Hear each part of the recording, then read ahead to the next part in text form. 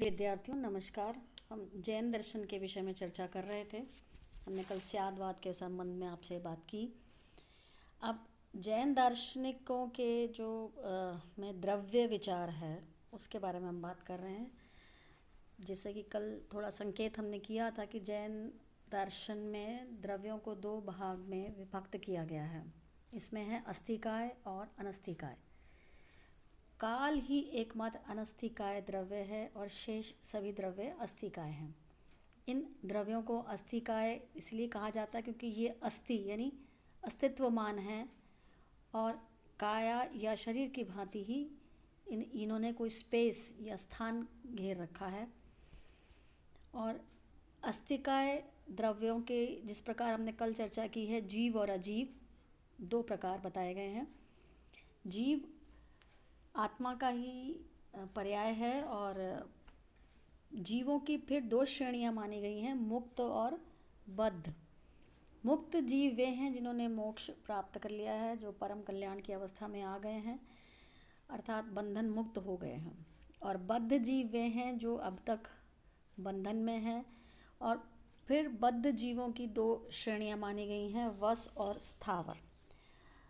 जो अस्थिकाय जीव हमने देखे उनमें उन्होंने अस्थिकाय और अनस्थिकाय के बाद जीव और अजीव, और फिर जीव के मुक्त और बद्ध जीव, और अजीव में पुनः जो क्रम है वो धर्म, अधर्म, आकाश और पुद्गल का है। तो आप जिस प्रकार ये आपके सामने जो एक चार्ट है उसमें आप समझ पा रहे हैं, उसके आधार पे आपको और अधिक ये स्पष्ट हो रहा होगा कि किस प्रकार मुक्त और बद्ध जीव, फिर धर्म, अधर्म, आकाश और पुद्गल, और पुद्गल में पुनः अणु और संघात की श्रेणी की गई है। और बद्ध जीवों में त्रस और स्थावर। त्रस और स्थावर, स्थावर का अर्थ है एक इंद्रिय जो क्षिति में आदि में रहते हैं, जो एक इंद्रिय जीव हैं। और फिर त्रस या जो गतिमान हैं उनमें जिस प्रकार से विभाजन किया गया है जैन दर्शन के अनुसार, उसमें जो 5 इंद्रियों से युक्त मनुष्य या अन्य जो जीवधारी हैं उनकी गणना की गई है। और चतुरिंद्री की भी गणना है, और त्रिइंद्री और द्विइंद्री, ये 4 जो है विभाजन उन्होंने किया है। गतिमान या संचारी को त्रस जीव की श्रेणी में रखा है, और गतिहीन को स्थावर या स्थिर के स्टैटिक जिसको कहा जाता है, और मोबाइल यानी जो मूवेबल है, जो चर है वो त्रस है, और जो स्थित या स्टेबल या गतिहीन है वो स्थावर है। तो स्थावर जीव का शरीर सबसे अपूर्ण माना गया है। ये क्षिति, जल, अग्नि, वायु या वनस्पति रूप शरीरों में रहते हैं।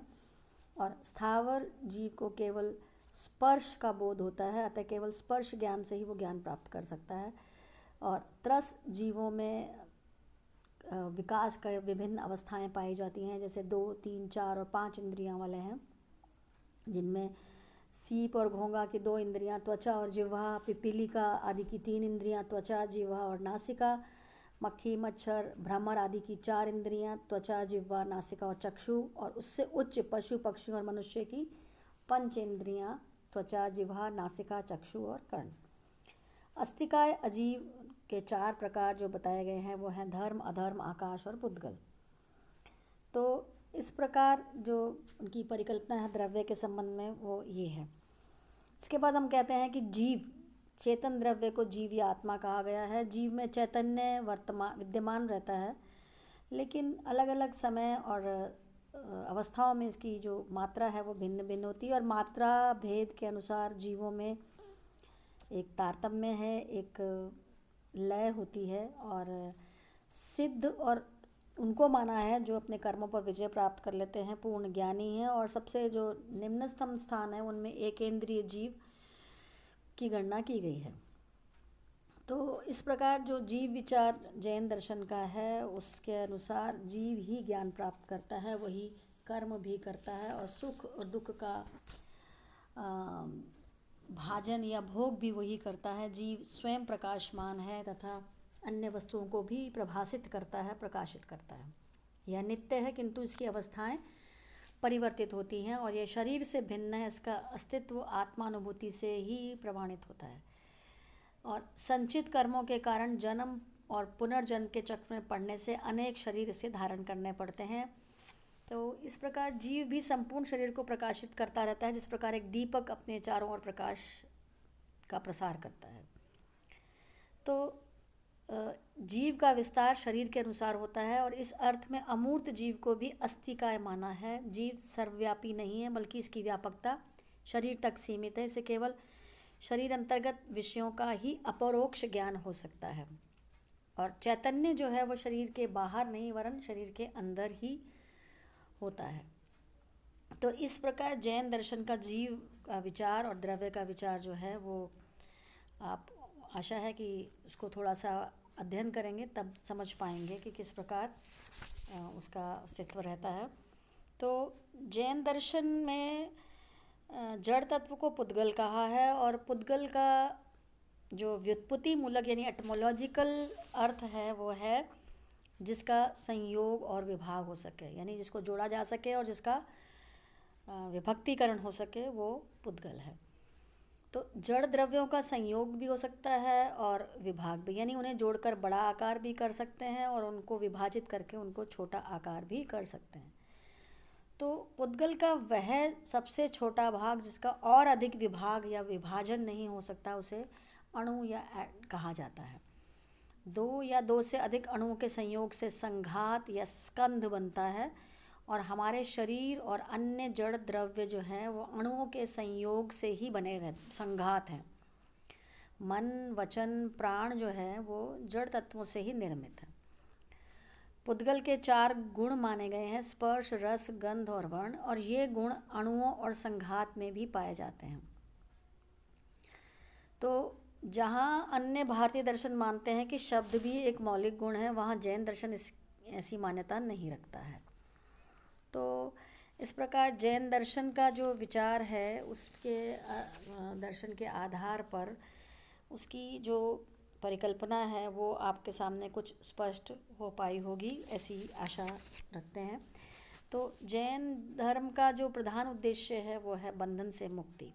और आपको कल जिस तरह से हमने क्लास में बात की कि जन्म ग्रहण करना सभी दर्शनों में बंधन का कारण माना जाता है और आत्मा और संसार के संबंध का जिस तरह से विच्छेदीकरण है उसके तरीकों की भिन्नता के आधार पर ही दर्शन की अन्य परिकल्पनाएं विकसित हुई हैं। तो किस प्रकार से व्यक्ति अपने कर्मों को, सत्कर्मों के आधार पर ही किस तरह से मुक्ति की ओर जा सकता है और जीव पुद्गल के संयोग को बंधन कहा है, इस बारे में हमने कल चर्चा की थी। अज्ञान जो है वो बाधाओं का या कषायों का कारण है और किस प्रकार त्रिरत्नों सम्यक दर्शन, ज्ञान और चरित्र के द्वारा जो है वो त्रिरत्नों की जो अवधारणा है वो है। तो उसके अर्थ में ही आप कल्याण का रास्ता देख सकते हैं। और पंच महाव्रतों की जो चर्चा की है जिसको अणुव्रत और महाव्रत की श्रेणी में रखा गया है, उसका किस प्रकार से आचरणगत जो व्यवहार है वो इसमें आता है। तो जैन दर्शन क्या अनीश्वरवादी दर्शन है। ईश्वर के अस्तित्व की सिद्धि ना तो प्रत्यक्ष से हो सकती है ना अनुमान से हो सकती है, ऐसा जैन दर्शन की मान्यता है। तो इस प्रकार जैन दर्शन की विविध जो दार्शनिक और धार्मिक अवधारणाएं हैं उनके विषय में हमने चर्चा की है और इसकी अर्थों को समझने के लिए या इसके बारे में आपको दार्शनिक चिंतन के आवश्यकता है। आशा है कि ये वीडियोस इसमें आपको